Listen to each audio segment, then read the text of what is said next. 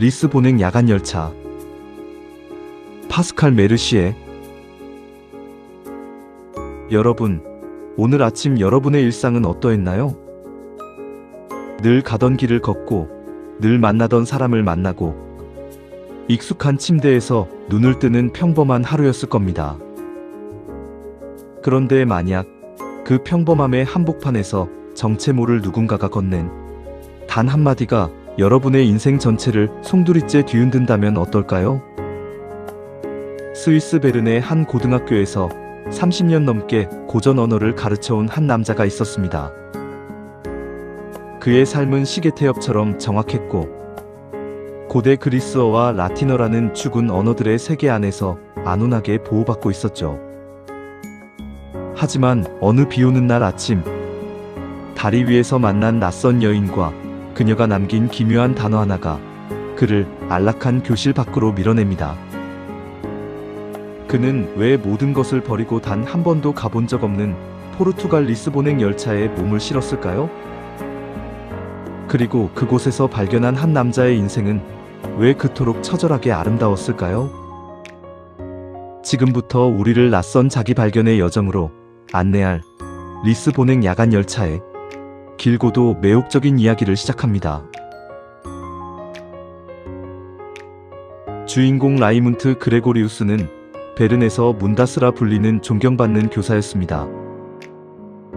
그는 언어의 기원을 꿰고 있었고, 그의 머릿속에는 고전 문헌의 방대한 지식이 가득 차 있었죠. 하지만 정작 자신의 삶은 단조롭기 그지없었습니다. 사건은 비가 쏟아지는 키르엔펠트 다리 위에서 시작됩니다. 그레고리우스는 다리 난간에서 뛰어내리려는 듯한 한 여인을 제지합니다. 그녀는 자신의 이름 대신 그녀의 모국어인 포르투갈어로 무언가를 웅얼거립니다. 그 소리가 마치 마법의 주문처럼 그레고리우스의 심장을 때렸습니다. 여인은 사라졌지만 그레고리우스는 그녀가 남긴 포르투갈어라는 음성에서 헤어나오지 못합니다. 그는 홀린 듯 헌책방으로 들어가 아마데우 드 프라두라는 작가가 쓴 언어의 연금술사라는 책을 발견합니다. 책장을 넘기자마자 마주한 문장들. 우리가 우리 자신인 것의 일부분만 경험한다면 나머지 부분은 어떻게 되는가? 라는 물음은 그레고리우스의 영혼을 직격합니다. 그는 평생 처음으로 무모한 결단을 내립니다. 수업 도중 가방을 챙겨 교실을 나갔고, 그대로 리스본행 야간 열차에 올라탑니다.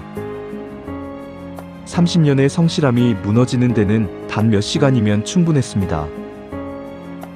열차 안에서 그레고리우스는 프라두의 책을 읽고 또 읽습니다.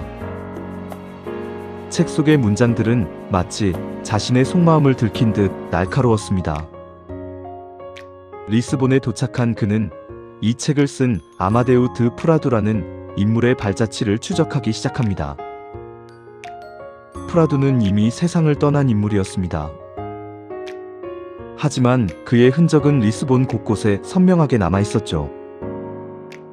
그레고리우스는 프라두의 여동생 아드리아나를 만납니다. 그녀는 오빠를 마치 성자처럼 숭배하며 그가 살던 방을 죽던 날 그대로 보존하고 있었습니다.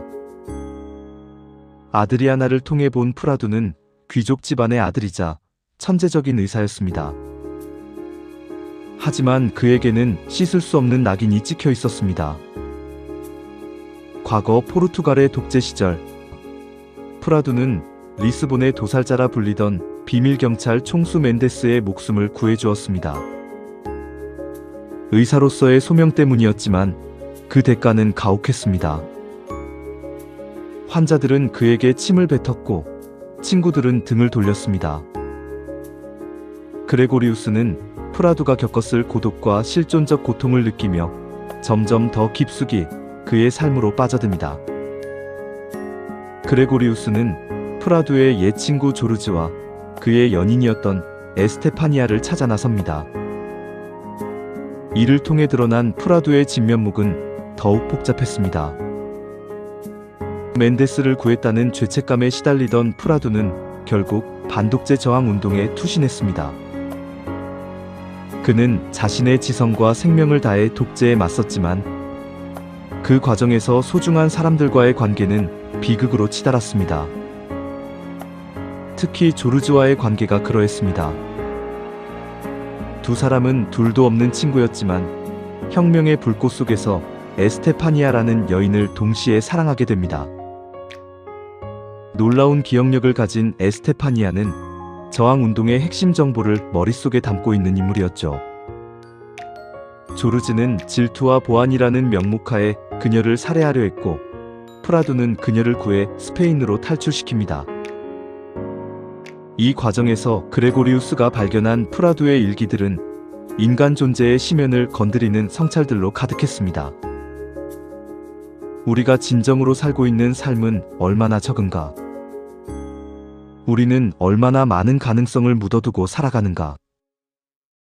프라두의 고뇌는 곧 그레고리우스 자신의 고뇌가 되었습니다. 고대어의 세계에 갇혀있던 노학자는 프라두라는 거울을 통해 비로소 자신의 뜨거운 갈망과 마주하게 됩니다. 그레고리우스의 리스본 여정은 단순히 과거를 조사하는 탐정놀이가 아니었습니다. 그것은 자기 자신으로 돌아가는 길고도 험난한 순례였습니다. 그는 리스본의 좁은 골목을 걷고 프라두가 앉았던 카페에서 차를 마시며 프라두가 고민했던 문제들을 함께 고민합니다. 인생의 결정적인 순간은 거창한 폭발음과 함께 찾아오는 것이 아니라 살며시 다가오는 소리 없는 변화 속에 있다.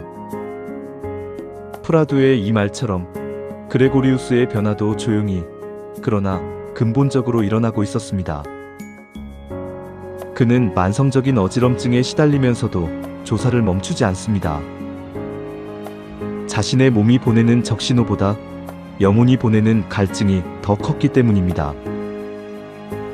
그는 프라두가 뇌동맥류로 갑작스럽게 사망했다는 사실을 알게 됩니다.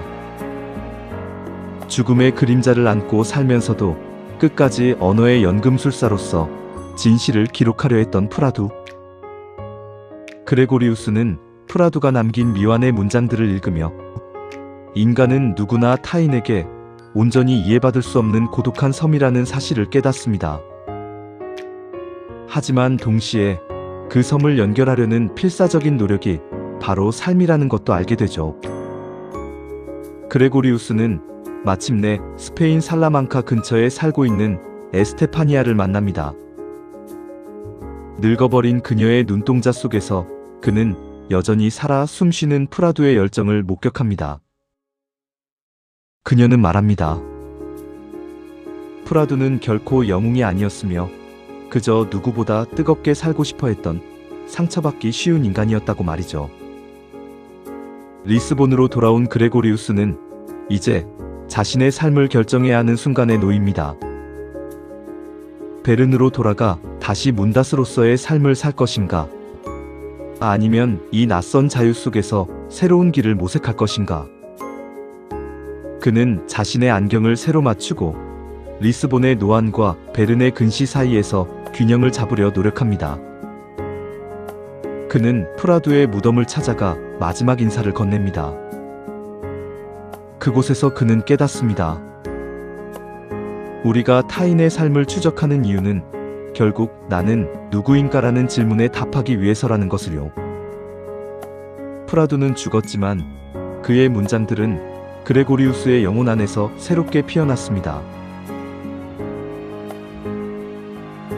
이야기는 그레고리우스가 다시 열차에 올라타는 장면으로 끝을 맺습니다.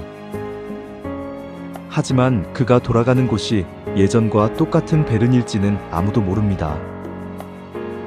겉모습은 그대로일지 몰라도 그의 내면에는 이미 리스본의 붉은 지붕과 프라두의 격정적인 문장들이 깊게 새겨졌기 때문입니다.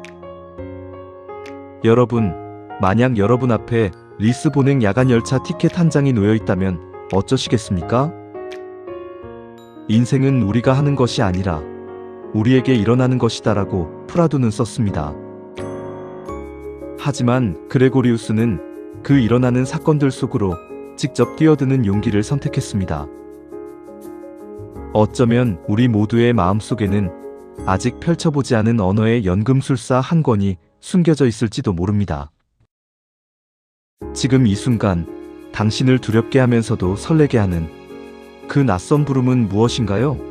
여러분은 그 부름을 따라 떠날 준비가 되셨나요? 아니면 여전히 안전한 다리 위에서 흐르는 강물만 바라보고 계신가요? 그레고리우스의 여정은 끝났지만 당신의 진짜 여행은 어쩌면 지금 이 질문과 함께 시작될지도 모릅니다.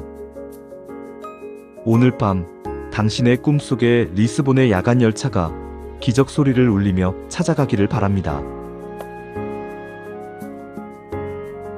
영상 끝까지 시청해주셔서 감사합니다.